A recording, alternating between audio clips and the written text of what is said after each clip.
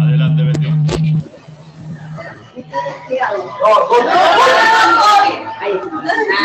Ahí va a ser lío, perdón. La tecnología. Bueno, buenos días a todos.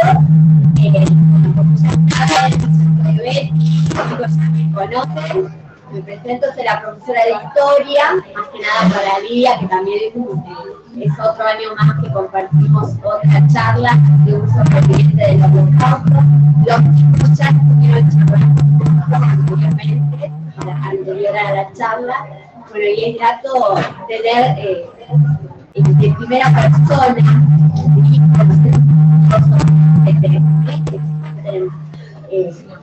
los hechos que acontecieron en esa época o esas circunstancias que llevaron a todo esto. Se escucha muy entrecortado. Muy bajito. No, muy entrecortado. ¿Por qué no haces un favor? Andá al aula de quinto y decirle que te cubra Agustín ahí, probamos con el micrófono de quinto. Dale.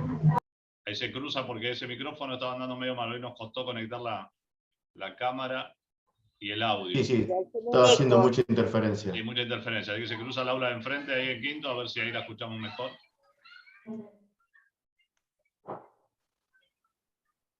Quinto, ¿te pueden ir abriendo el micrófono ya, Betty? ¿Alguien se la escucha mejor? Más o menos, se cruza. ¿Está muy cerca o muy lejos?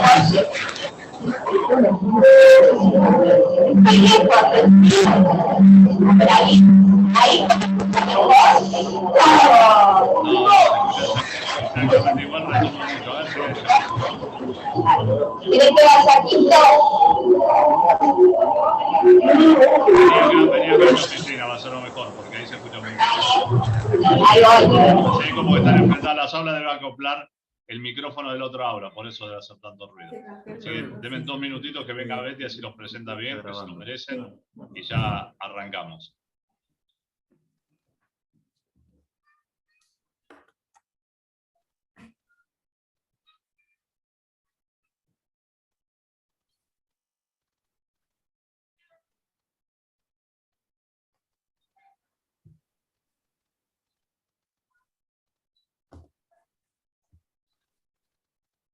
Ahí viene Betty, menos mal que profe de educación física, pues bajó los 2 pisos y viene al trote, la estoy viendo ahí por el pasillo.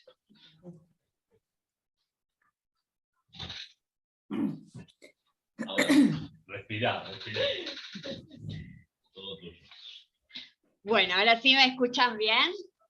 Fuerte y claro. Buenísimo, te hice rápido, tiempo récord. Bueno, vuelvo a presentarme. Los chicos ya me conocen, yo soy Betty, la profe de historia, y con Lidia ya el año pasado vivimos nuevamente, volvemos a vivir esta charla de una sobreviviente del Holocausto, que es tan interesante escucharlo de primera persona, ¿no? Yo creo que es más gratificante y más enriquecedor escucharlo de alguien que lo vivió, ¿no?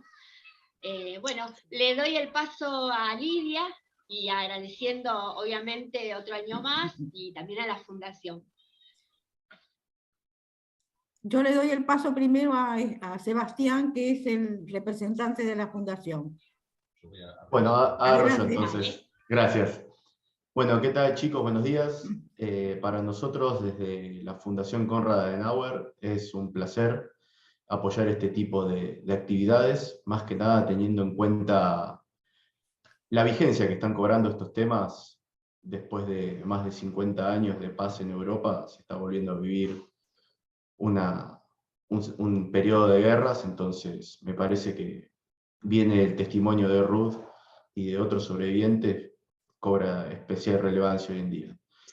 Para quienes no nos conocen, somos una fundación política alemana, asociada a la democracia cristiana, que tiene representación en 120 países. Acá en Argentina hacemos distintos tipos de actividades, específicamente apoyando actividades y reforzando lo que es la libertad de prensa y las instituciones democráticas. Bueno, simplemente para que tengan un pequeño panorama de quiénes somos y qué hacemos, y podemos avanzar con Lidia para que nos cuente el contexto internacional. Gracias, Sebastián. Bueno, yo primero quiero agradecer al colegio que nos abrió la puerta un año más para poder presentar un sobreviviente y que él pueda contar su experiencia. Ustedes ahora lo que van a vivir, van a tocar la historia con la mano.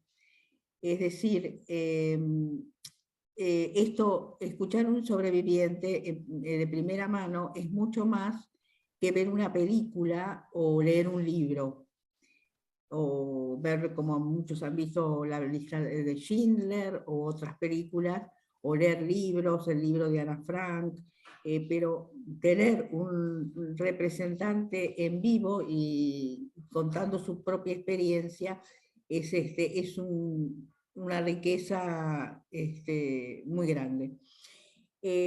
Además, quiero comentar que si bien los sobrevivientes hablan de la parte de persecución que ellos han tenido, hubo otra parte de cristianos, sean católicos o protestantes, que arriesgaron su vida para salvar a judíos, que son los salvadores. De distintas maneras han salvado, a lo mejor con una cosa muy chiquitita, como decir, no vaya por esa calle, o cruce rápido. Eso fue un salvador. Y yo doy especial énfasis, yo no sé si ya se los hablé el año pasado, que el que vivió fue un gran salvador, fue el Papa San Juan XXIII. San Juan XXIII, cuando fue durante la guerra, era el nuncio apostólico en Turquía. Él previamente había estado siendo nuncio en Bulgaria y había hecho muy buena relación con el rey de Bulgaria. Entonces el rey le manda una carta diciéndole que hay un grupo que han aparecido en Bulgaria, un grupo de judíos que vienen caminando desde Checoslovaquia por las montañas. La idea de ellos es que quieren llegar a Palestina. Entonces, pero para llegar a Palestina tienen que pasar por Turquía y necesitan una visa. Entonces Juan XXIII les dijo al rey, no se preocupe, mándenlos que yo les voy a conseguir la visa. Y él le consiguió la visa y pudieron llegar a Palestina. Esa es una. Otra es que había un grupo de chicos huérfanos, judíos, que querían mandarlos a Palestina. Pero en ese momento estaban en Palestina los ingleses. Los ingleses no se querían poner de pica con los árabes. Entonces dijeron que este puerto, que tenían que llegar los chicos, no venga el barco, que vaya a otro puerto. En ese otro puerto estaban los alemanes. Obviamente los chicos no podían entrar ahí. Juan XXIII hizo todo lo necesario para que los chicos fueran y pudieran desembarcar en el puerto inglés. Y la tercera fue que se le presentó un día el presidente de la Asociación de sobrevivientes de la guerra, de gente que estaba escondida. Y pensando qué podían hacer con los judíos que habían quedado en Hungría, en Budapest en especial, para que poderlos ayudar a que no fueran captados por los alemanes y mandados a los campos de exterminio. Entonces Juan XXIII empezó a pensar un poco, a ver qué, y dijo en un momento, ¿ellos aceptarían ser bautizados? Y este señor se sorprendió que le hiciera esa pregunta, y dijo, y bueno, yo creo que si es para salvar la vida, ellos van a aceptarse el bautismo. Bueno, le dijo Juan XXIII, después que termine la guerra, si quieren volver a su religión, que vuelvan. Entonces, déjenlo en mis manos. Él fue el que empezó a firmar fe de bautismos en blanco, firmadas y selladas por él, y las mandaba por intermedio de unas monjas a Hungría. Entonces en Hungría los propios judíos, acá nosotros conocimos uno, el señor Kerter, que él se llenó él mismo, puso su nombre, su fecha de nacimiento, con el sello y la firma de Juan XXIII, que era el nuncio en ese momento en Turquía. Y eso le sirvió para demostrar que ellos eran cristianos. Hizo mucha cantidad de esos falsos, digamos, de esas falsas fe de bautismo. Bueno, esas son las cosas que hicieron los salvadores. Este es un salvador muy conocido, digamos, por lo que fue papa después, pero esos son lo que ellos hicieron. Ustedes ahora son todos muy jóvenes, pero dentro de muchos, muchos años, cuando sean abuelos, ustedes van a poder decir que ustedes escucharon y vieron un sobreviviente del Holocausto. Es muy importante esto porque ustedes van a hacer la memoria oral. Ustedes con los años van a ir contando lo que Ruth nos va a contar ahora. Así que Ruth, te dejo ahora el micrófono a vos. Gracias, Lidia. Gracias. Y es muy importante hablar de los salvadores. Y nosotros los llamamos los justos. Y en Jerusalén en Yad Vashem, hay una cantidad de personas que figuran, y hay un camino en Yad Vashem, que ustedes lo habrán sentido nombrar. Es un lugar donde se recuerda todo lo que fue la Shoah. La Shoah es el Holocausto, y donde hay caminos, donde están marcados los nombres de todos los justos. Y los justos eran la gente no judía que salvó a personas que siguen viviendo o siguieron viviendo gracias a estos justos y salvadores. Bueno, yo me presento, yo soy Ruth Herzberg de Sirkes y soy una sobreviviente. Llamamos sobrevivientes a los que se salvaron de la masacre que los nazis quisieron instaurar en Europa. Voy a contarles cómo nos hemos salvado nosotros, que, bueno, gracias a Dios no lograron su objetivo con nosotros y con muchos otros, por suerte,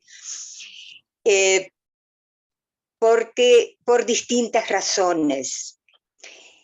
Voy a empezar a contarles que mi familia, yo nací en Berlín en el año 38, y mi familia era mis padres, mi hermano, 2 años mayor que yo, todos vivíamos en Berlín. Mi familia eran alemanes de muchas generaciones que habían vivido allí ya generación tras generación. Yo tenía mis abuelos, mis bisabuelos y tatarabuelos también, en distintos lugares del país. Pero bueno, esto empezó ya antes del 33, en el cual sube Hitler y todo el gobierno nazi. Nosotros, hasta el 38 que yo nací, vivíamos una vida normal de una familia de clase media, hasta que fue en noviembre, la noche de los cristales rotos, que pues seguramente si ustedes han escuchado ya algo sobre lo que fue la Shoah, saben a qué me refiero. Esa noche había una consigna que había que romper todos los vidrios de todos los locales de judíos y llevarlos a un campo de trabajo cerca de Berlín. Eso sucedió y llevaron a mi padre. Lo llevaron a un campo que se llamó Sachsenhausen, cerca de Berlín, a menos de 100 kilómetros. Allí estuvo recluido, trabajando, haciendo trabajos muy pesados y en una vida, por supuesto, muy, muy miserable y con, bueno, ustedes se imaginarán lo que fue. El que en ese momento la guerra no había estallado todavía, o sea que eso fue previo a la guerra. Entonces, todavía en ese momento no había campos de muerte, sino campos de trabajo forzado para todos los que ellos llevaban presos en ese momento. Entonces, si uno mostraba un pasaje de barco para ir a cualquier lado que no fuera Alemania en ese momento, después, por supuesto, fue toda Europa, pero en ese momento había posibilidades de ir a otros lados de Europa. El que mostraba el pasaje y el pasaporte para poder viajar podía irse, él y su familia, y podía salvarse del campo ese donde estaba recluido. Entonces mi madre empezó a hacer todos los trámites para conseguir un barco, a dónde ir, y los pasajes y el pasaporte. Pues en ese momento todos éramos apátridas, nos sacaron nuestra ciudadanía. No solo eso, sino que cada persona femenina le agregaron un nombre, que era Sara, y a todos los masculinos le agregaron Israel. O sea que al nombre, yo que tenía un solo nombre que me llamaba Ruth Herzberg, me pusieron Ruth Sara Herzberg, y así a todo el mundo. Bueno, yo les voy a mostrar aquí el pasaporte que consiguió mi madre, que consiguió mi madre para poder irnos. Perdón, así. Esta es mi madre, y ahí figurábamos los hijos, y mi padre tenía otro. Acá esta es la cruz amada y la J en grande para que no quepa ninguna duda de quiénes se trataba. El único lugar que en ese momento, que en el año 38, yo había nacido en julio, esto ya era principio del 39, tenía 6 meses, mi hermano tenía ya 2 años. Al único lugar donde se podía entrar sin visado era Shanghái en China. Mi madre, por supuesto, aceptó ese pasaje y esa posibilidad de ir para allá. Al tener ese pasaje, inmediatamente ella mostró lo que tenía en su mano, y mi padre salió. Salió con 15 kilos menos, la cabeza rapada y destrozado psíquica y físicamente. Pero bueno, mi madre era de un carácter muy luchador y fuerte y logró que él se reponga y pudiéramos viajar. Para ese viaje, en ese momento, ya no, todos los barcos que salían pasaban por el canal de Suez, que era un viaje muchísimo más corto, porque ahí se acortaba. Cuando nosotros viajamos, que fue en marzo del 39, ya el canal de Suez no funcionaba. Alemania no pagaba tampoco lo que era requerido para poder pasar para utilizar el canal. Y entonces tuvimos que hacer un viaje mucho más largo que duró un poco más de 2 meses, en un barco que por supuesto no era un barco muy, muy cómodo. Pero lo importante era poder salir. Y bueno, tuvimos que rodear todo el Cabo de la Buena Esperanza por África y después de 2 largos meses llegamos a Shanghái. Shanghái, ustedes pueden, esto sucedió hace 82 años o más, 84 años, que es mi edad. Así que bueno, en ese tiempo fue, así que no es lo que hoy en día es Shanghái, si alguien de ustedes logró conocerlo o visitarlo.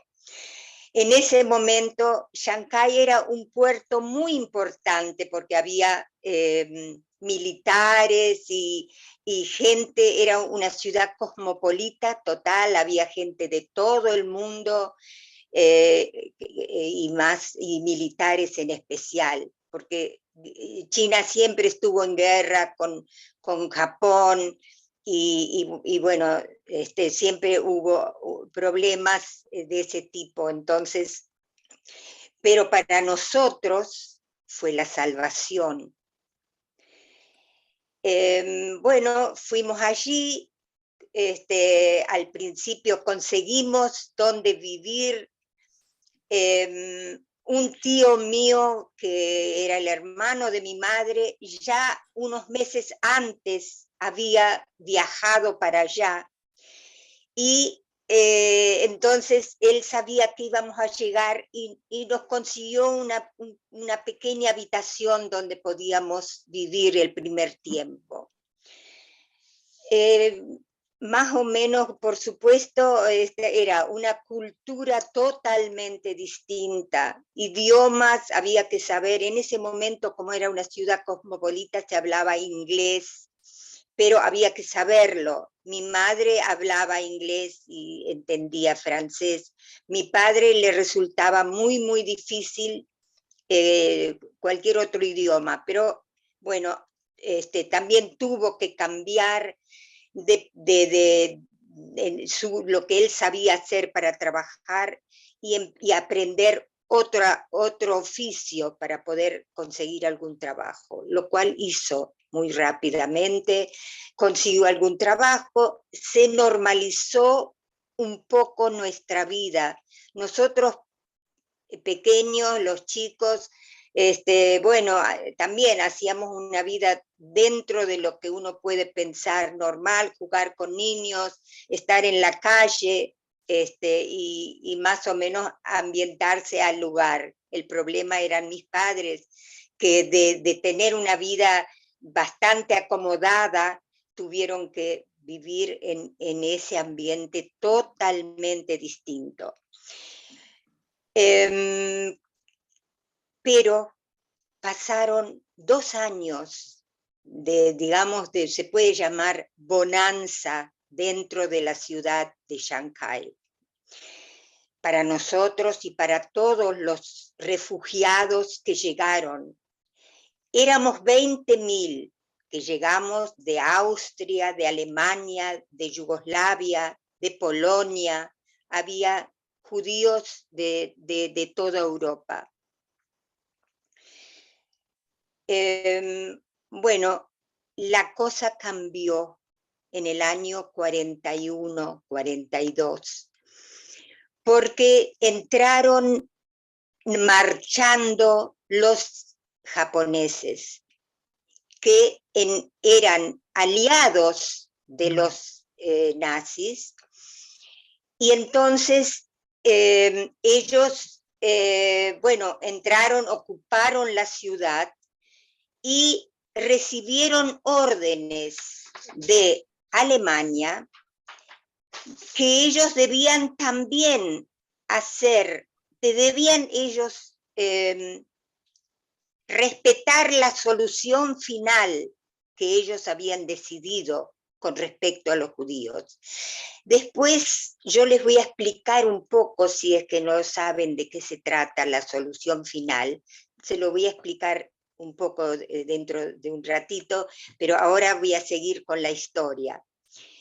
Ellos no aceptaron lo que vino a pedir o a exigir un comandante alemán que se llamó Joseph Meisinger, que viajó especialmente en el año 42 a Shanghái y pidió a las autoridades japonesas que hagan campos de exterminio en una isla que había frente a Shanghái. Era una isla que en ese momento estaba deshabitada, era una isla, se llamaba Pudong, sobre el río Yangtze, es un río muy famoso donde está el puerto de Shanghái. Los japoneses, gracias a Dios, no aceptaron eso. Ellos dijeron, los judíos son nuestros, nosotros decidimos con ellos lo que nosotros decidimos, así que no aceptamos esa propuesta. Pero en lugar de eso, ellos abrieron un lugar de Shanghái que era el más pobre y el más miserable de la ciudad, alejado del centro, que era la ciudad, era una ciudad importante en ese momento ya. Y allí se determinó una área, se llamaba área determinada, porque estaba cerrada, la cerraron, y se creó un gueto. Un gueto al cual debíamos ir todos los que estábamos, que no teníamos pasaportes y que éramos apátridas, que eran todos los refugiados que llegaron ya en el año 38, 39 y 40, que también hubo gente que llegó en esa época. Nosotros debíamos entregar todas nuestras pertenencias a los japoneses, que eran en ese momento los que dirigían todo, y ir a ese gueto y vivir allí en esas situaciones realmente deplorables, en todo sentido. No se podía salir de allá. Era una zona restringida y cerrada. Allí, por supuesto, era un lugar miserable, sucio, con enfermedades. No había agua corriente para nada, no había sanitarios, no había nada. Baños, por supuesto, tampoco, ni nada. Lo que se imaginan, lo peor, eso era el lugar. O sea que nos tocó vivir allí. Entonces lo que tuvimos en esos 2 primeros años era realmente fantástico al lado de lo que nos tocó vivir después. Pero teníamos una escuela que era la escuela Kadori, que era una fundación de la familia Kadori, que eran sefaradim. Se llama sefaradim a los judíos que vinieron de los países orientales. Ellos vivían en China ya desde 2 generaciones anteriores y ellos ayudaron muchísimo. Ellos hicieron esta escuela con la ayuda de los Estados Unidos, la ayuda financiera, y en esa escuela nosotros íbamos y se hablaba inglés. En nuestra casa se hablaba alemán, que era el idioma madre de nuestro, de nacimiento, digamos, era el idioma que se hablaba en mi casa. Nosotros compartíamos una habitación miserable con 2 familias más. Había un lugar que se puede llamar no baño, sino para hacer sus necesidades, que quedaba en un lugar cuadrado, chiquito, con una cosa de madera donde se depositaba lo que las heces y todo lo demás.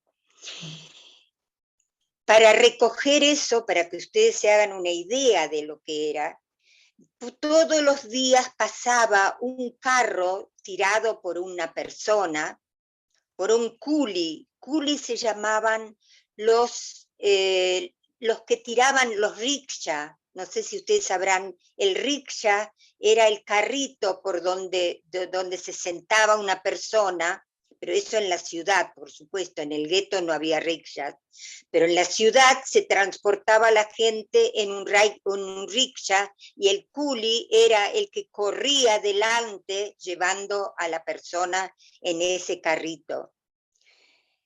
Bueno, si puedo después les muestro una foto. Y ese carro de madera pasaba todos los días a la misma hora recogiendo todo lo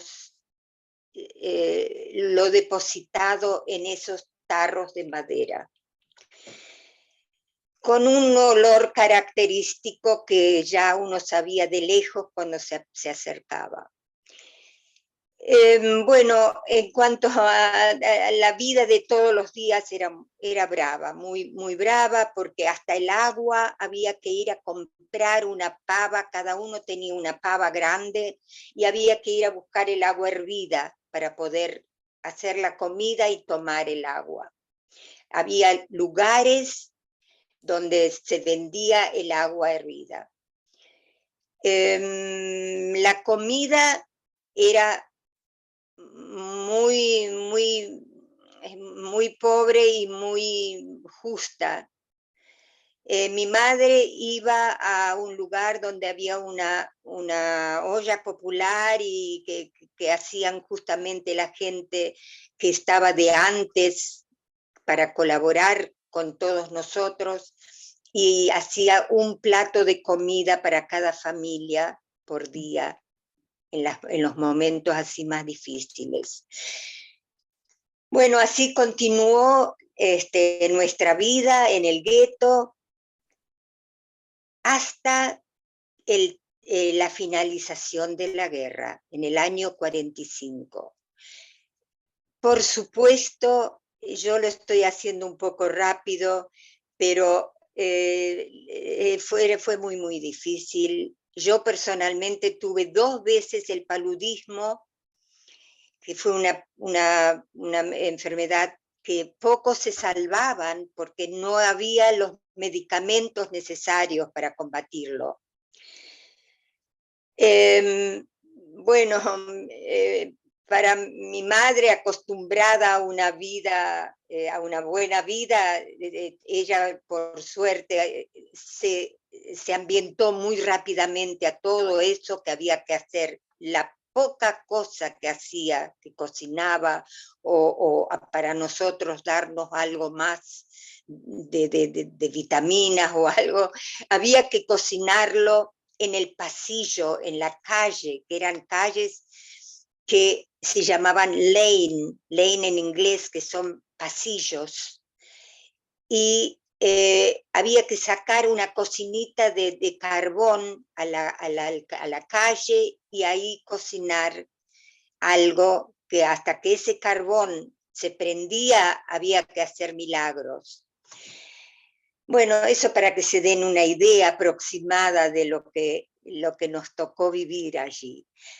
Pero nosotros, mi hermano y yo, y todos los niños que estábamos allí, que íbamos a la escuela a Dori,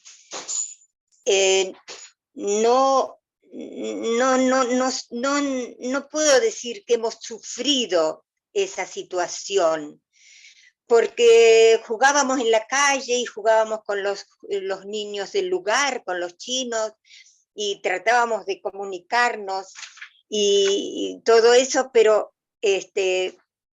nos habituamos a ese tipo de vida y seguimos viviendo así hasta el final, siempre temiendo, eso sí, temiendo escuchar las sirenas que sonaban casi a diario, porque ahí pasaban aviones tanto de todos los bandos y bombardeaban.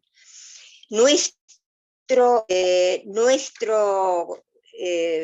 gueto, lamentablemente al final de la guerra, que fue, digamos, el combate más tremendo que hubo, fue bombardeado por un error por los aviones americanos, porque los japoneses tenían sus lugares de concentración de los militares cerca del gueto, cerca de la escuela, para evitar que los bombardeen. Esa vez no se pudo evitar y hubo 300 muertos en el gueto nuestro y muchos heridos. Pero bueno, aparte de eso, bueno, no les conté que para salir del gueto había gente que salía por si tenía algún trabajo, le daban permiso para salir. Se salían con un permiso especial que todos los días, como a propósito, había que hacer colas para pedir el permiso para salir y volver a entrar. Pero bueno, eso lo hacía mi padre todos los santos días para poder salir y traer algún trabajo, y él había aprendido a hacer fiambres, algo que nunca en su vida él había hecho, pero por suerte eso lo aprendió en esos 2 años que vivió en el barrio francés de Shanghái, que todavía existe y está tal cual, porque yo después de 60 años, en el año 2008, fui a cerrar el círculo de lo que habíamos pasado y volví a Shanghái. Bueno, disculpen. Bueno, volvimos y estaba todo, bueno, Shanghái parece Nueva York por sus grandes edificios y sus rascacielos, por la modernidad y todo, pero todo lo que es el centro y el puerto está exactamente igual que cuando nosotros vivíamos allí. El gueto está ahí, pero vive gente, viven familias chinas, digamos, familias donde nosotros vivíamos 2 familias o 3, hay una sola familia y tienen un pequeño bañito, la cosa cambió un poco, pero todo lo demás encontré los lugares donde nosotros vivíamos, que para mí fue realmente muy, muy importante poder ir. Lamentablemente, mis padres ya no vivían como para poder compartirlo con ellos. Bueno, gente que ha ido conmigo a la escuela allí, cuando yo he viajado a Berlín, me han premiado en Berlín por mí, digamos, después por supuesto me volvieron a dar el pasaporte que me habían quitado, etcétera, y hay cosas que me han quitado en ese momento tan terrible, me lo han retribuido, y volví invitada por el Senado de Berlín, y bueno, pude volver a los lugares donde yo había vivido, que no me acordaba, por supuesto, donde mis padres habían vivido. Pero nosotros también se alquilaban, no tenían propiedades en Berlín ni nada de eso. Pero, por supuesto, el Estado, y en ese momento el presidente Adenauer, fue el creador de todo este trabajo de retribuir a los judíos y a los que le habían sacado todo, retribuirle con una parte económica y darle la posibilidad que el que quisiera volver podía volver. Bueno, mis padres, por ejemplo, mi padre siempre soñó con volver y hablar su idioma. A él le costó terriblemente aprender el inglés. Luego, lo que yo no alcancé todavía a contarles, que cuando terminó la guerra, todos los extranjeros debían irse. O sea que todos los que quedaron, los que habíamos sido refugiados, que en ese momento eran 20.000, que ahora eran un poco menos, pero la mayoría, la gran mayoría sobrevivió, debía irse porque se acercaba Mao Zedong, que estaba también, empezó la revolución adentro del país, en las afueras de Shanghái, pero él dio la consigna que los extranjeros que había en China debían irse. O sea que había que otra vez buscar un lugar donde cobijarse, donde ir y empezar a vivir otra vida. Mis padres en ese momento tenían, mi madre 40 y pico de años, 45, cerca de los 50, y mi padre tenía 9 años más. Y bueno, había que dejar eso. Yo pienso, a veces le preguntaba a mi mamá, decime, ¿qué hubieras hecho si no hubiéramos tenido que irnos? Y dice, en esa nos quedábamos, porque ya estábamos tan habituados a esa vida, en una de esas nos quedábamos. Bueno, pero no fue así, había que irse sí o sí. Nosotros, lo voy a hacer corto porque me parece que ya pasó 45 minutos, pero les voy a contar que nosotros nos llevó un barco que eran los barcos de guerra que volvían a sus lugares de origen o de donde venían, y un barco de Estados Unidos nos llevó a nosotros y a un grupo de refugiados que lógicamente cuando terminó la guerra ya habíamos dejado de ser refugiados, pero no teníamos papeles, no teníamos pasaportes. Para ir a cualquier lugar del mundo había que tener una llamada, se llamaba, una llamada de un pariente, de un familiar o de alguien alguien de algún país.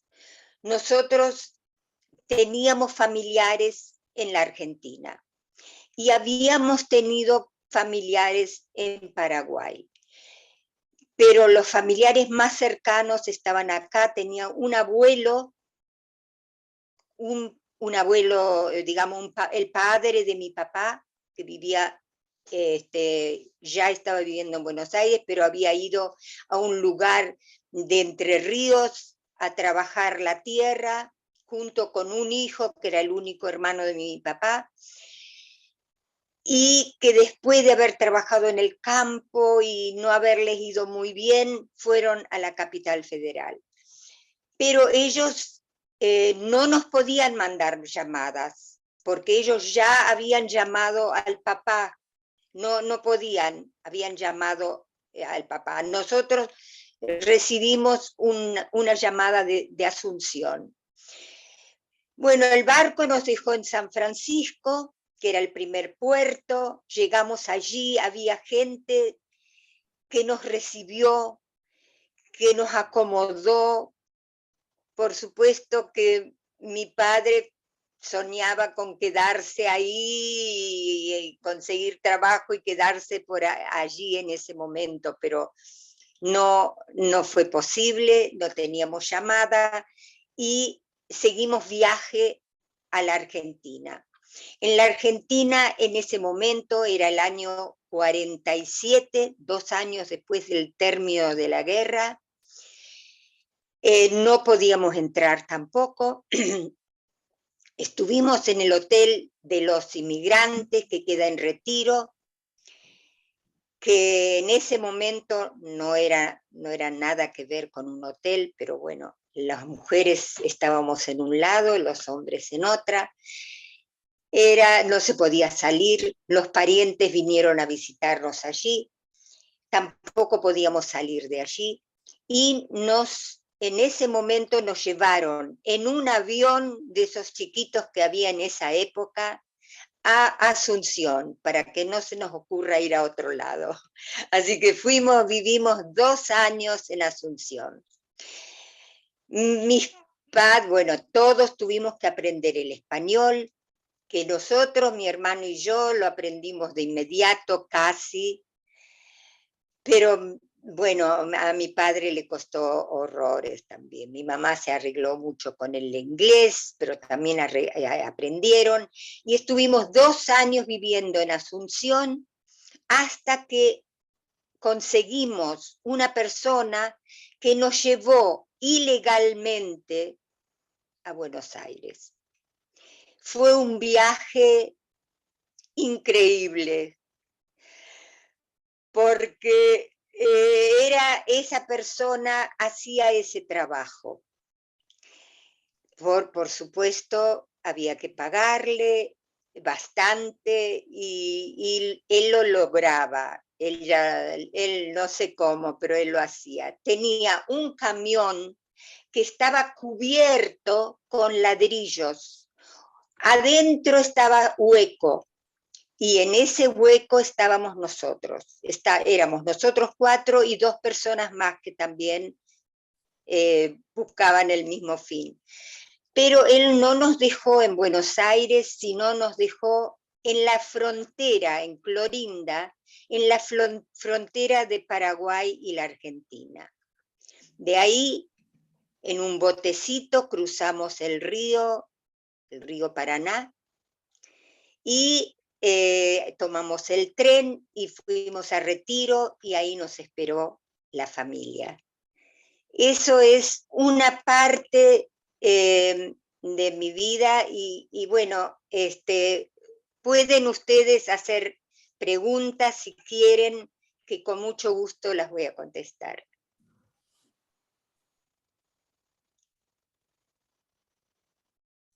Ruth, que te vuelvo a escuchar, te había escuchado una vez el año pasado, y realmente qué historia, sería como para hacer una película, porque es un golpe tras golpe, y la fuerza que tuvieron ustedes, de que tuvieron tus padres y que se la Mis transmitieron padres, a sí. ustedes, para poder hacer la resiliencia cada vez que tenían que pasaba algo. Mira, no tiene, es muy difícil explicarlo.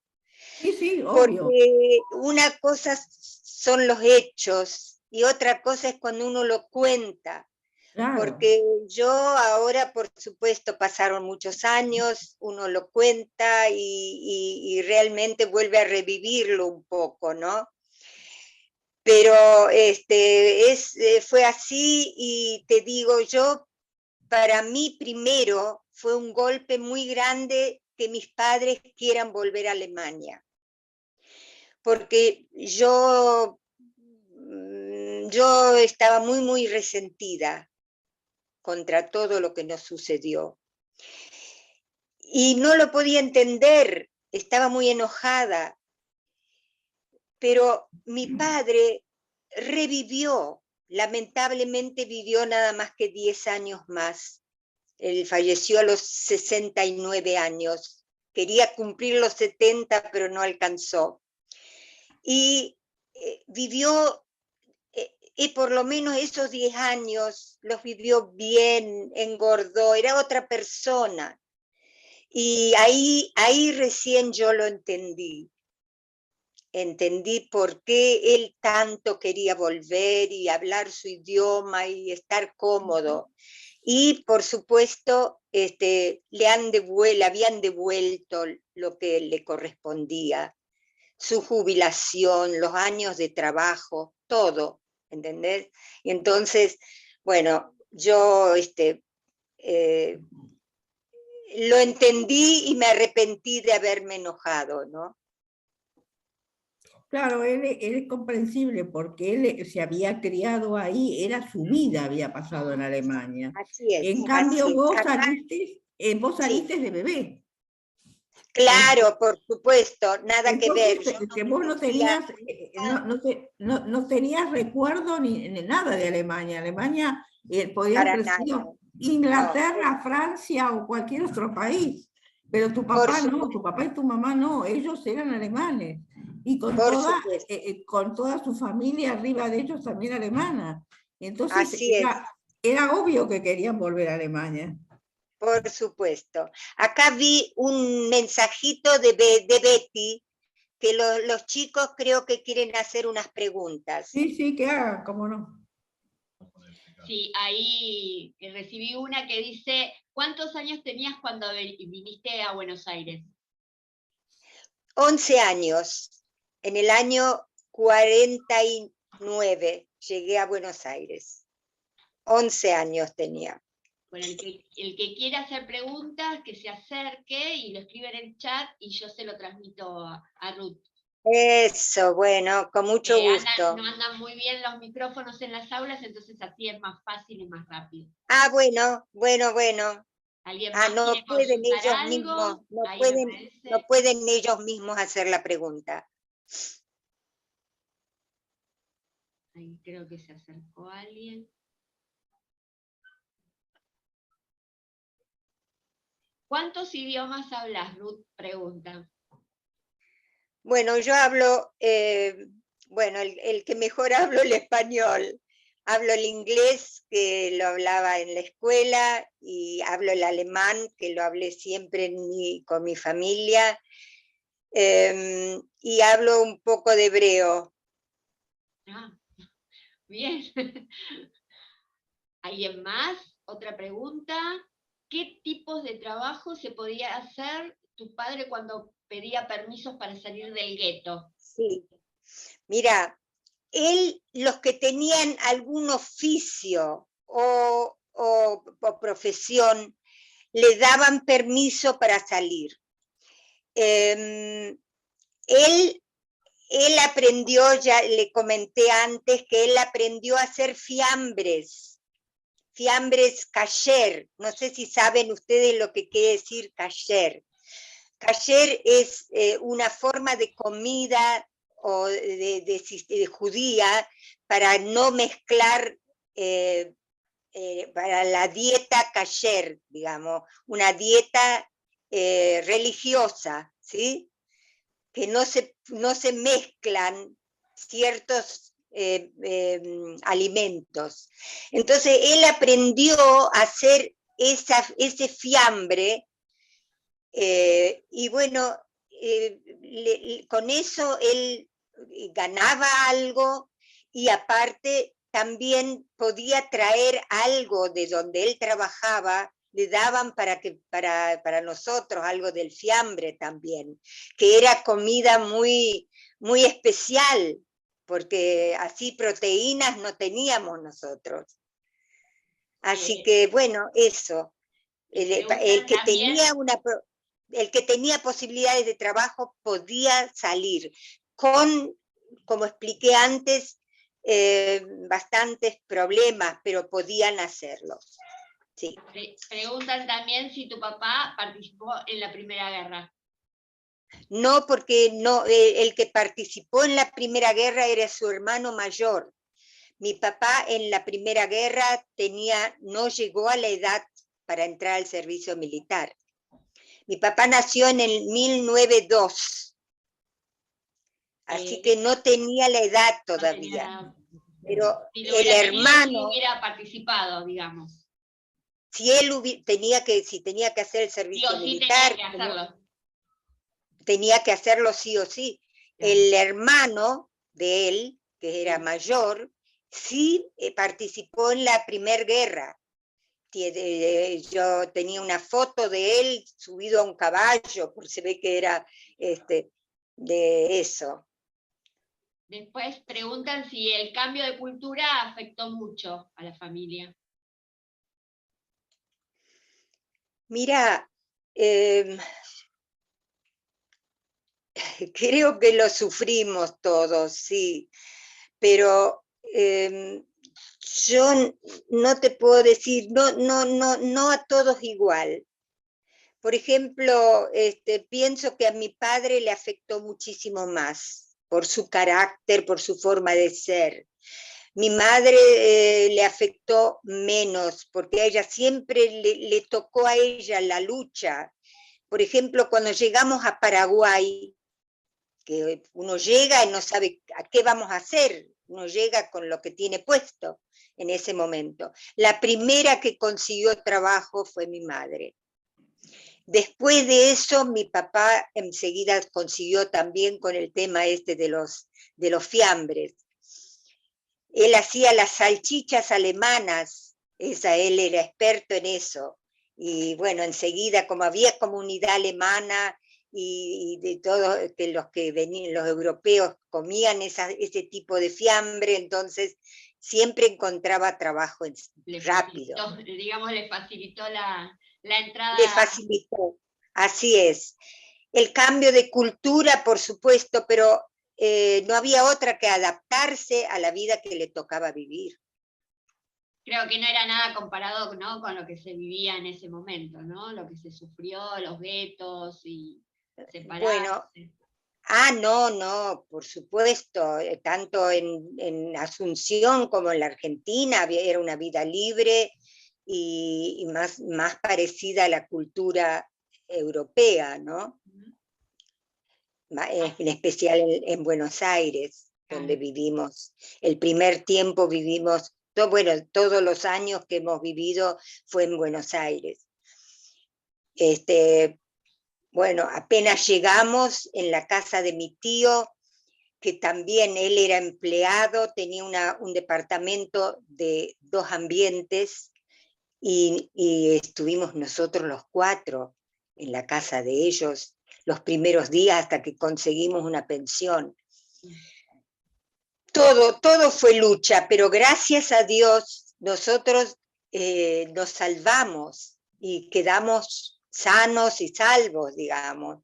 El pueblo chino, yo le estoy muy agradecida al pueblo chino, primero, ¿no? Digamos, porque llegamos allí, los chinos eran gente muy simple y no conocían el virus del antisemitismo. No sabían que era eso, ni nunca se manifestó en ningún momento. Y los japoneses tampoco. a pesar de que se le tenía mucho miedo, porque eran los que dominaban, ¿no es cierto? Era una guerra. Pero a pesar de eso, había relación con los japoneses también. A ver, ¿cómo era el barco en que viajaron 2 meses? Bueno, era un barco que en épocas normales hacía los viajes dentro de Alemania por todos los ríos, por el río Danubio, no era un barco de transoceánico, pero llegó bien. Duró 2 meses, pero yo era un bebé, no puedo opinar sobre eso, pero mi madre era una persona que no se quejaba nunca, o sea que hay otra cosa interesante que les puedo contar a los chicos, que la gente, los primeros años después de la guerra, hay gente que ha pasado cosas mucho peores que nosotros. Gente que ha estado en campos de concentración, que pasaron peligro de pasar a las cámaras de gas, y que también gracias a determinadas cosas del momento se han salvado, porque hubo sobrevivientes que están dando charlas también, porque uno no puede negarse a contar, porque si no, esto se olvida, igual se olvida, porque pasan los años y se olvida, pero por eso yo lo creo tan importante y no me niego cuando me piden que cuente nuevamente las cosas. No sé si hay tiempo, pero tengo para contar una historia. Hay muchas anécdotas y historias, pero no sé si hay tiempo. Sí, no sé si será muy larga la historia, pero aproximadamente 5 minutitos más hay tiempo para... Bueno, cuento en pocas palabras. Yo tenía mi abuela que vivió con nosotros en Shanghái, yo porque no quería extenderme tanto. Mi abuela vino a Shanghái en el tren transiberiano, porque ya era tarde, en el año 41. Llegó a China rodeando Rusia y entraron a China con el tren transiberiano. Ella llegó, pero ella tenía una hermana, ella tenía varios hermanos, pero su hermana, una hermana que se salvó, estuvo en el campo de concentración de Terezín. En castellano es Terezín, en alemán es Theresienstadt. Es un campo que quedaba en Yugoslavia, en Checoslovaquia, ¿sí? Cerca de Praga. Era un campo de concentración donde ella estaba, y ella tenía un hijo que se había ido en el año 34 ya a Estados Unidos a vivir allá. En la guerra se alistó y lo mandaron a Europa.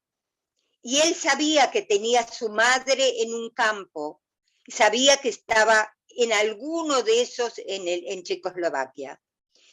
Y bueno, él viene, justo termina, fue el 45, él está ahí en Europa y dice, tengo que buscar a mi madre a ver si vive.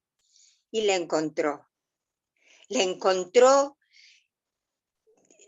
pesaba 38 kilos. Cuando ella lo vio al hijo, el hijo se llamaba Hermann, no hacía más que repetir su nombre, apenas le salía la voz. Pero bueno, eso es una historia. Él se la llevó a Estados Unidos y ella le mandó a mi abuela, que vivía con nosotros en Shanghái, la llamada. Y mi abuela fue a vivir con su hermana. Después, más adelante, fue a vivir con mi mamá a Alemania. Bueno, esa es una historia, y si ya tienen que terminar, espero alguna pregunta más, si quieren. A ver, ¿alguien más que quiera preguntar? Que lo ponga en el chat. ¿Qué dijiste? Ah.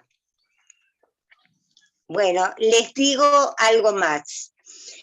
El que tenga interés de ver un video que hice cuando volví de Shanghái por segunda vez ahora, en el año 2008, puede verlo en YouTube. A ver, había una pregunta acá Sí, abajo. preguntan qué era la solución final. Ah, bueno, eso lo puedo explicar, pero me va a llevar 5 minutos por lo menos. Justo el tiempo que Ahora, nos queda. Así refresca la memoria, que no sepa quién es el que preguntó la solución final porque la oímos. Bueno, Dale, una pregunta muy importante, porque fue una decisión que tomó el alto mando nazi y pusieron solución final, que era, me distraje porque estoy leyendo acá abajo, era para matar a todos los judíos de Europa. Y era una sigla secreta, solución final. Y allí eso se hizo en un lugar que se llama en Berlín, el Wannsee. El Wannsee es un lago muy importante en la ciudad de Berlín, y ahí hay un castillo que ellos utilizaron para hacer esa reunión, donde vinieron 15 altos, de alto rango, de dirigentes del gobierno nazi, y no hubo uno solo que se negó a realizar la solución final, a aceptarla. La solución final, bueno, ya saben lo que era armar los campos de concentración y los crematorios para eliminar a toda la gente que se metía ahí adentro de esos campos, en Auschwitz, Birkenau y todos los que había en muchos lados de Europa. La mayoría estaban en Polonia. Ahora le termino, acá preguntan cuál es mi apellido para ver en YouTube. Yo me llamo Ruth, R-U-T-H, Herzberg, H-E-R-Z, B larga, E-R-G. De Sirkes. Si ustedes ponen el nombre, el apellido, aparece mi video. En YouTube. ¿Sí? Lo pueden ver y bueno, se van a acordar de mí. Muchísimas gracias, Ruth. ¿Alguien más? Última pregunta. Últimos minutos de conexión. ¿Alguien que quiera consultar algo más? ¿Nadie? Acá dice 5º año para todos. Muchas gracias. Ahí está mi nombre. Bueno, ahí está mi nombre y apellido escrito, que lo pueden ver todos. Acá los chicos te agradezco. Yo también les agradezco el hecho de haberse interesado, y creo que es fundamental para saber lo que es capaz un gobierno que quiere apoderarse de todas las personas, que no haya democracia. Y bueno, eso es fundamental que los jóvenes lo sepan para, digamos, evitarlo cuando les toque votar también. Sinceramente, sí, la verdad que tus palabras nos hacían sentir que estábamos con vos, o que estábamos ahí viviendo esa situación, como lo contaste. Creo que, no sé, por lo menos yo lo sentí desde mi parte, y creo que los chicos también, al escucharte, sintieron eso, y digamos que es una forma de transmitir y seguir informando a la gente de lo que se vivió en ese momento, ¿no? Bueno, gracias, quinto año, gracias por los buenos deseos y el haber escuchado mi historia, y bueno, les va a venir bien, les va a gustar ver el video, y bueno, es un poquito, más o menos se van a acordar de lo que yo les conté, pero hay algunas cositas más. Así que bueno, les agradezco a ustedes y bueno.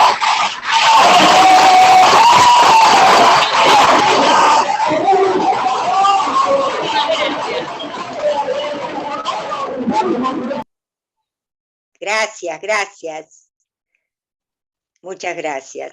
Por favor, si pueden mandarlo a mi email para la grabación, les voy a agradecer mucho, para que lo puedan escuchar mis hijas. Dale. Lo vamos a tratar de subir porque seguramente debe ser grande y te compartimos el link para que puedas acceder. Bueno, muy amable. Muchísimas gracias por su tiempo, Ruth. Y lo mismo ahí por favor, fue un gusto que me hayan escuchado, y en especial a los jóvenes, porque ellos sepan lo que pasó en este mundo que nos toca vivir. La mejor manera es recibirla de los protagonistas. Gracias a ustedes. Gracias. Bueno. Gracias por todo. Un beso. Chau. No, al contrario, gracias a la fundación también, a la fundación les agradezco, y conozco bien todo el trabajo de esta fundación. Muchas gracias. Para nosotros es un placer. El personaje de Adenauer. Gracias. Gracias, Hasta luego. Gracias a ustedes.